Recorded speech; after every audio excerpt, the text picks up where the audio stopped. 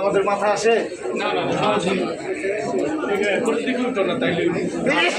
দাদা, এই ও দাদা আমার পেটে উঠে যান। হ্যালো হ্যালো, ছবি তুলবো নাকি? হ্যাঁ সবার না দেখ। তো আমরা সরকারের পক্ষ থেকে মাঠ আমরা যারা ইজতেমা আয়োজন করেছেন তাদের কাছ থেকে মাঠ আমরা বুঝে নিয়েছিলাম। আমাদের দায়িত্ব হচ্ছে যে মাওলানা সাহেব সাহেবের অনুসারীগুলোর কাছে সেই মাছটা আবার হস্তান্তর করা। আমরা সেই কাজটাই এখানে। মাঠটা গতকাল কি হস্তান্তরের কথা ছিল, একদিন লেট হলো কেন? এরকম কোনো তারিখ আমরা দিই, আমরা আজকেই ঘোষণা করেছি তারিখটা। আমার মনে হয় এখানে আপনারা জানি না কি আপনাদেরকে বলেছেন যে গতকাল আমাদের কাছে আমরা একটু আসলে স্পেসিফিকভাবে একটা বিষয় একটু কনফার্ম হইতে চাই, সেটা হচ্ছে যে আপনারা তো তাদেরকে মাঠ হস্তান্তর করেছেন, স্বরাষ্ট্র মন্ত্রণালয়ের নির্দেশনা অনুযায়ী আপনারা করেছেন।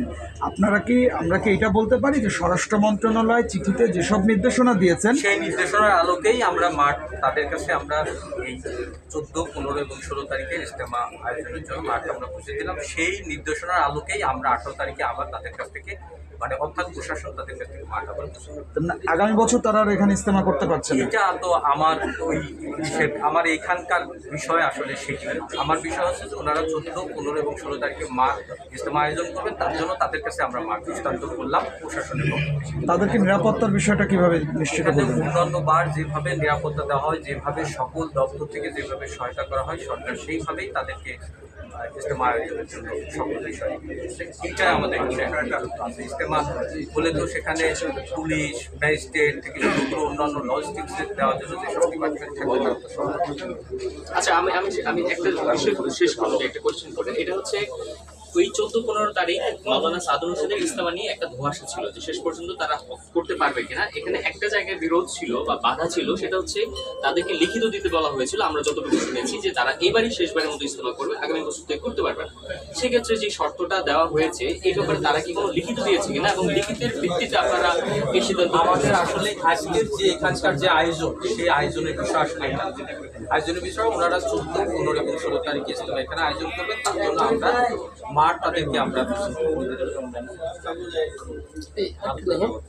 আমার কাছে প্রশ্ন হচ্ছে যে কি কি শর্তে মেনে